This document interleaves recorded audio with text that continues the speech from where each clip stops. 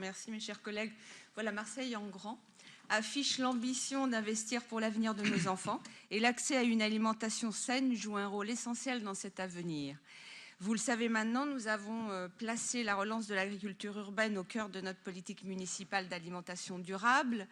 car c'est en redécouvrant l'agriculture que nos enfants et leurs parents retrouveront l'envie de consommer des produits de saison frais, sains et locaux, cultivés dans le respect de l'environnement et assurant un revenu décent à ceux qui les produisent.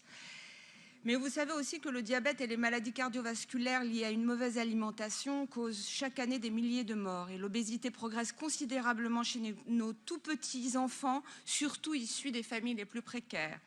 Lorsque nous avons été conviés à Barcelone puis à Glasgow durant la COP26 pour le climat, nous avons partagé avec les autres villes ce constat alarmant que la crise du Covid a rendu encore plus visible. Nous y avons témoigné de notre engagement dans une transition alimentaire globale qui rejoint toutes les préoccupations d'une ville comme la nôtre et qui peut servir de moteur pour d'autres transitions sociétales, annonciatrices de nouveaux modes de vie et de nouveaux modèles de société. Ce sera d'ailleurs un aspect important de notre candidature en vue d'être retenu par l'Europe parmi les 100 villes visant la neutralité carbone en 2030. La pédagogie autour de l'alimentation et de toutes les habitudes qui s'y rattachent ou en découlent est donc essentielle.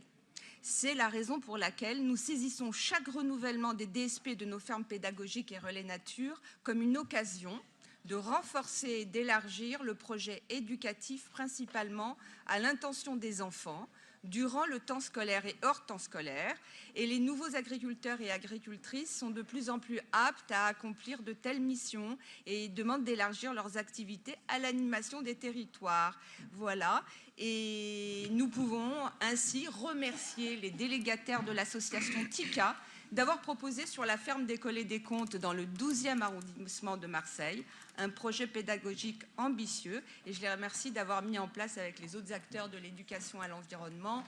toutes ces animations pertinentes autour du mieux manger pour nos enfants.